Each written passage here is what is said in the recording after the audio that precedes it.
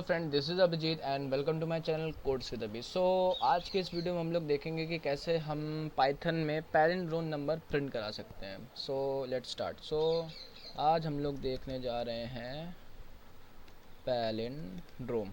तो palindrome number कैसे check करें, कैसे उसका प्रोग्राम बनाएं, वो आज हम लोग सीखेंगे। तो सबसे पहले जैसे कि हम लोग जानते हैं, हम लोग सबसे पहले क्या लेंगे, यूज़र से इनपुट लेने के लिए इंट, एंड देन क्या करेंगे, इनपुट लेंगे यूज़र से एक इंटीजर वैल्यू में, देन एंटर एनी नंबर। इतना करने के बाद देखो पैलिंड्रोम नंबर होते हैं क्या। सबसे पहले मैं आपको ये बता देता हूँ, पैलिंड्रोम नंबर वो नंबर होते हैं जिनको आप सीधे तरीके से लिखो तो भी वो एक हो, उल्टे तरीके से लिखो और उसको अगर रिवर्स कर दो तो भी वो एक जैसे लगे। फॉर सपोज मैंने लिखा 1 to 1, 1 to 1 है। अब अगर मान लो मुझे इसको रिवर्स करना, तो रिवर्स करेंगे तो क्या करेंगे, सबसे पहले वाला लास्ट वाला 1 लेंगे, लास्ट वाला 2 लेंगे, लास्ट वाला फिर से 1 ले लेंगे।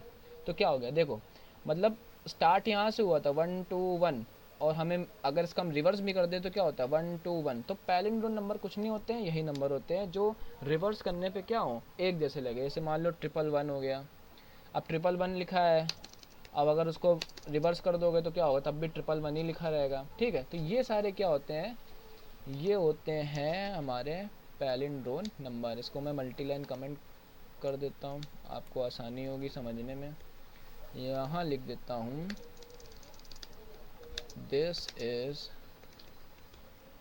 Palindrome number. इसका सोर्स कोड मैं आपको दे दूंगा। तो चलते हैं अपने प्रोग्राम की तरफ। तो अब क्या करेंगे, हमने क्या लिया, यूज़र से इनपुट हमने अब करा लिया। तो अब इसमें हम क्या लेंगे, एक टेम्प वैल्यू लेंगे। टेम्प वैल्यू क्यों लेंगे मैं अभी आपको बताता हूँ। टेम्प मैंने ले लिया और उसमें क्या ले लिया, मैंने जो यूज़र से इनपुट कराया था नंबर, वो टेम्प में मैंने अब क्या करा लिया है, स्टोर करा लिया है। देन अब क्या लेंगे, इसमें एक लेंगे सम इज इक्वल्स टू 0 और चलते हैं अपने वाइल लूप की तरफ, जहाँ पे n हमारा क्या होगा, ज़ीरो नहीं होगा। n हमारा क्या होगा, ज़ीरो नहीं होगा। अब ये वाइल लूप कैसे काम करती है, अगर आप नहीं जानते तो आप मेरी प्लेलिस्ट पे एक्सेस कर सकते हैं, पाइथन ट्यूटोरियल्स फॉर बिगिनर। तो वहाँ पे मैंने वाइल लूप क्या होती है, फॉर लूप क्या होती है, डू वाइल लूप क्या होती है, मैंने बहुत ही अच्छे से बताया, आप वहाँ पे जाके पढ़ सकते हैं। तब भी मैं यहाँ पे थोड़ा सा आपको इंट्रो देता हूँ कि ये जो वाइल है ये क्या करेगा, हमारे जो अंदर मैं इसके कुछ भी कोड लिखूंगा वो क्या करेगा, उसको थोड़ा सा रिपीट करेगा, बार बार रिपीट करेगा जब तक कंडीशन ट्रू नहीं, जब तक कंडीशन फॉल्स नहीं हो जाती। देन अब क्या करना है, हमको सिंपल सा कोलन लगाना है। कोलन लगाने के बाद जब हम ऐसे करेंगे तो ये क्या करेगा, इंटेंटेशन देगा इतनी लाइन का। ये जो स्पेस आ रहा है, 1 टैब आ रही है, ये बताता है कि हम इसके अंदर लिख रहे हैं, वाइल लूप के अंदर लिख रहे हैं। तो अब हम क्या करना है, अब हमें कुछ नहीं करना है। जो हमने आर एक रिमाइंडर होगा जिसमें से क्या करेगा, वो एन को स्टोर करेगा, एन का मॉडुलस को क्या करेगा, आर हमारा स्टोर कराएगा, सॉरी मॉडुलस, मॉडुलस आर हमारा स्टोर करेगा एन के मॉडुलस को।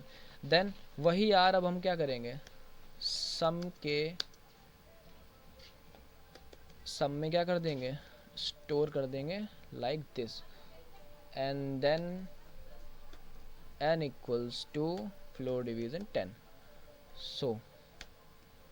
अब हम यहाँ से एग्जिट कर देंगे। अब हम वाइल लूप के अंदर नहीं लिख रहे हैं सर, जैसे आप देख सकते हो कि ये जो इतनी स्पेस आ रही है ये बताता है कि ये एक हम वाइल लूप के अंदर लिख रहे हैं। देन यहाँ पे हम क्या लिखते हैं, अब हम यहाँ पे देखो, यहाँ तक हमारा क्या हो चुका है, यहाँ तक हमारा while loop sorry palindrome program बन चुका है।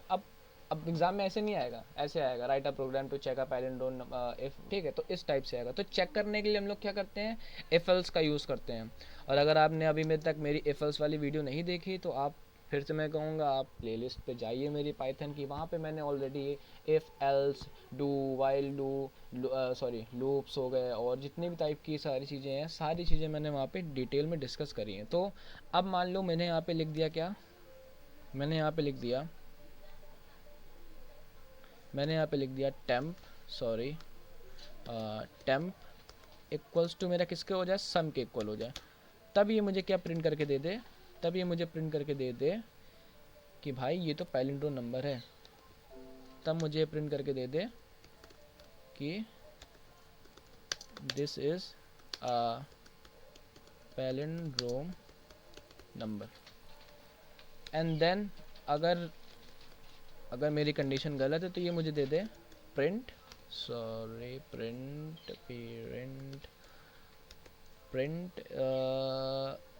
It is not a palindrome number.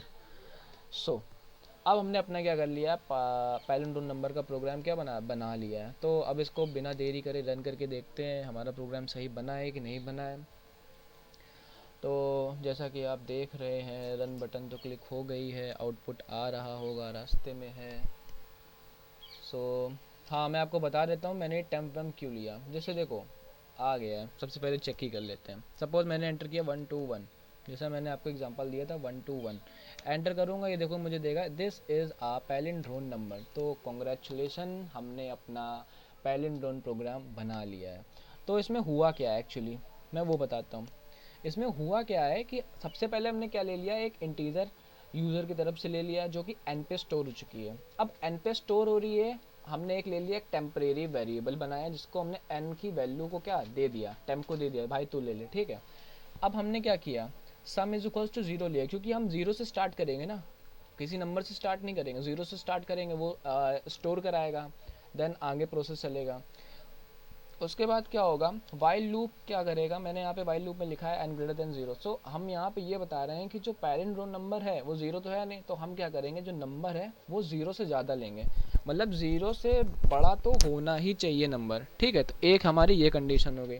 उसके बाद क्या है, उसके बाद अब जैसा मॉडुलस में सब लोग जानते होंगे कि रिमाइंडर आएगा, तो रिमाइंडर आएगा तो स्टोर कहाँ पे होगा, तो हमने उसमें आर वेरिएबल पे क्या कर लिया, स्टोर करा लिया। ये जो मैंने एक्सप्रेशन लिखा है आप एक बार सॉल्व करके देखिएगा, आपको 100% गारंटी आपको समझ में आ जाएगा कि क्या हो रहा है। एंड फिर हमने क्या किया, सिंपली सम हमारा 0 था, 0 इंटू 10 0, 0 प्लस 1 आर, तो 1 पे क्या, आर पे क्या वैल्यू आएगी, यहाँ पे 1 आएगी, तो यहाँ पे क्या हो जाएगा, 1 स्टोर हो जाएगा। इसी तरीके से फिर से आएगा नीचे, फिर से ये लूप ऊपर जाएगी। बताता हूँ, शायद आप लोगों को समझ में मेरी बात नहीं आ रही है। अब मैं यहीं पे एक कमेंट आउट करके थोड़ा सा लिखता हूँ, ठीक है, आप ज़रा ध्यान से देखिएगा। अब इसमें मैंने यहाँ पे इसको कर दिया है कमेंट। अब जैसे मान लो मैंने n की वैल्यू ली, n की वैल्यू यूज़र ने दी 1 to 1, n की वैल्यू यूज़र ने दे दी है 1 to 1। तो अब ये क्या करेगा, ये 1 to 1 का रिमाइंडर अगर हम मॉडुलस से निकाले, जैसे 1 to 1 मॉडुलस बाय 10, तो हमारे पास वैल्यू कितनी आएगी आर की, हमारे पास आर की वैल्यू कितनी आएगी, 1 आएगी। मतलब कि अब आर इज इक्वल्स टू कितना हो जाएगा, 1 हो जाएगा, आर इज इक्वल्स टू कितना हो जाएगा, 1 हो जाएगा, ठीक। तो जब 1 हो जाएगा आर, तो हमारे पास सम कितना था।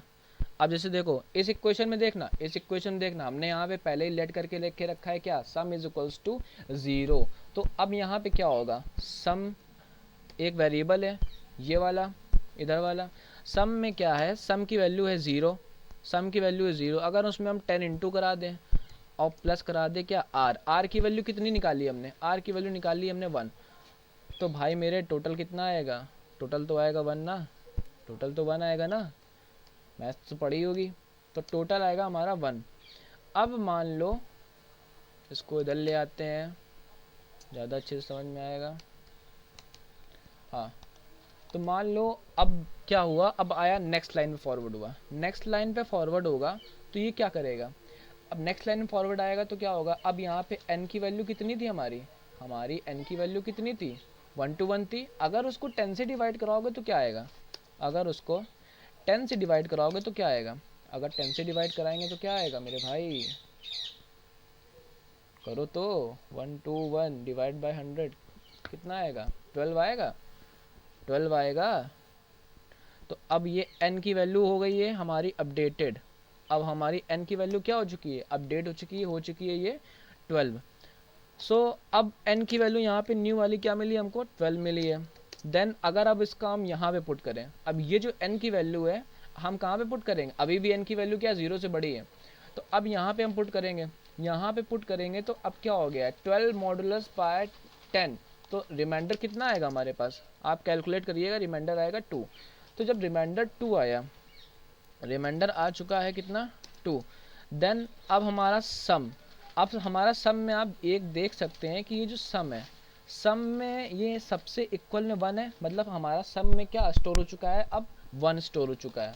सम में क्या, सम की वैल्यू हमारी हो चुकी है वैल्यू अपडेट, तो 1 सम की वैल्यू 1 है। अगर उसको 10 से इनटू कराए एंड देन प्लस कर दे किसकी, आर की वैल्यू, आर की वैल्यू, इसी इक्वेशन का मेन काम है आर की वैल्यू, आर की वैल्यू हमारी 2 है, तो हमको रिजल्टेंट कितना मिल जाएगा, हमको रिजल्ट मिलेगा 1 इंटू 10 10 एंड 10 प्लस 2 हो जाएगा हमारा 12। देन अब हमारी सम की वैल्यू कितनी हो चुकी है, 12 हो चुकी है। देन अब हम अगेन यहाँ पे क्या करेंगे, नेक्स्ट लाइन पे फॉरवर्ड होगी, और यहाँ पे क्या होगा, n फ्लोर डिवीजन ऑफ 10, मतलब अब 12 का डिवाइड होगा किससे, 10 से डिवाइड होगा। तो जब ये करने से हमें n की वैल्यू कितनी मिल जाएगी, हमें n की वैल्यू मिल जाएगी 1, कितनी मिल जाएगी, 1 मिल जाएगी।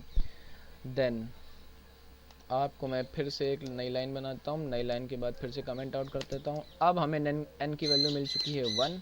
अगर हम n का मॉडुलस निकालेंगे 10 से, तो हम लोग जानते ही हैं r की वैल्यू हमें मिलेगी कितनी, 1। एंड देन अगर हम यहाँ पे सम करके निकाल लें, अब हमारी सम की वैल्यू कितनी हो चुकी है, 12, तो 12 अगेन उसके बाद क्या करेंगे, 10 से इंटू होगा जैसा कि एक्सप्रेशन में है, देन प्लस आर की वैल्यू कितनी है हमारे पास, 1। तो मेरे भाई अब इसको सॉल्व कर लो, तुम सॉल्व करोगे तो क्या आएगा, सॉल्व करोगे तो आएगा 12 10 जा कितना होता है भैया 120, और 120 में अगर 1 जुड़ जाएगा तो क्या आएगा 121, मेरे भाई आ गया। अब उसके बाद अब मैं आपको बताता हूँ ये लूप चलना बंद कैसे हुई। अब लूप चलना इसलिए बंद हुई क्योंकि यहाँ पे n की वैल्यू हो चुकी है 1, और अगर 1 का डिवाइड क्या कराओगे, 1 का फ्लोर निकालोगे 10 से, तो ये क्या जाएगा, ये 0 में जाएगा, ये समथिंग 0 पॉइंट समथिंग कुछ जाएगा, ठीक है, कुछ भी जा सकता है, ये आप निकालना, ठीक है, मगर ये क्या जाएगा, 0 में जाएगा कुछ। अगर हम n को 1 डिवाइडेड बाय 10 कराएं तो ये हमको कुछ 0 पॉइंट समथिंग कुछ आंसर देगा, ठीक है, कुछ भी दे सकता है, कुछ भी दे सकता है, मैं फिर से बोल रहा हूँ कुछ भी दे सकता है, ठीक है, आप कैलकुलेट करिएगा, मैं कैलकुलेट नहीं कर रहा हूँ। तो इसके बाद क्या होगा कि ये क्या है कि ये 0 से क्या हो चुका है, कम हो चुका है, तो ये क्या हो रही है, जो वाइल लूप में हमने कंडीशन लगाई थी ये अब हो चुकी है रॉन्ग। अब जब ये रॉन्ग हो चुकी है तो ये क्या करेगा, ये हट के कहाँ पे आ जाएगा, इफ़ के पास आ जाएगा। अब यहाँ पे कुछ नहीं करना है, यहाँ पे हमने पहले ही देखो यहाँ पे स्टोर करा के रखा था, इसीलिए टेम्प में हमने वैल्यू स्टोर करा के रखी थी n। तो n क्या है, यूज़र का इनपुट है, क्या है 1 to 1, क्या है 1 to 1। तो यहाँ पे यूज़र का इनपुट क्या मिलेगा हमें, टेम्प इज इक्वल्स टू क्या मिलेगा 1 to 1 मिलेगा, जो कि इक्वल है किसके, सम के। सम हमारा कितना निकल के आया, ये वाला सम हमारा निकल के आया कितना 1 to 1, 1 to 1। तो यहाँ से हमें क्या पता चला कि हमारी जो टेम्प की वैल्यू थी वो किसके इक्वल है, सम के इक्वल है। तो सब सम के इक्वल है तो क्या करेगा, पैलिंड्रोन प्रिंट कर देगा, नंबर इज पैलिंड्रोन। अदरवाइज अगर ये सम हमारा टेम एन के नंबर से मैच नहीं करता है तो वो क्या करेगा, दे देगा हमको, क्या कर देगा भैया ये पैलिंड्रोन नंबर नहीं है। अब अगर मान लो कि मुझे एक फालतू का नंबर चाहिए, मैं चेक करना चाहता हूँ मेरा पीसी कितना स्मार्ट है, तो हम कुछ नहीं कराएंगे, एक बार रन करा लेंगे, क्योंकि भैया हमने एफ वाली कंडीशन तो देख ली कि जब सही होता है, जब टेम्प और सम इक्वल आएंगे तो प्रिंट करेगा दिस इज पैलिंड्रोन नंबर। अगर नहीं है तो क्या करेगा, तो कब करेगा कि it is not a palindrome number, जब आपका इनपुट गलत होगा, जब यूज़र गलत इनपुट करेगा तो यहाँ पे आएगा एल्स, एल्स वाले पोर्शन में आएगा तो क्या प्रिंट करेगा, it is not a palindrome number. तो मान लो अगर मैंने यहाँ पे किया 1 2, ये हमारा पहले वाला था, चलो मान लो 1 2 1 1 कर दिया, ठीक है, इतना करने के बाद हमने हमारा एंटर, तो ये क्या दे रहा है, देखो it is not a palindrome number. तो आज की इस वीडियो में हमने देख लिया है कि कैसे हम पैलिंड्रोम प्रोग्राम बना सकते हैं, कैसे हम नंबर को चेक कर सकते हैं कि पैलिंड्रोम है कि नहीं है। तो अगर आप मेरे चैनल पे नए हैं तो प्लीज़ सब्सक्राइब कर दें एंड वीडियो को लाइक कर दें। Thank you.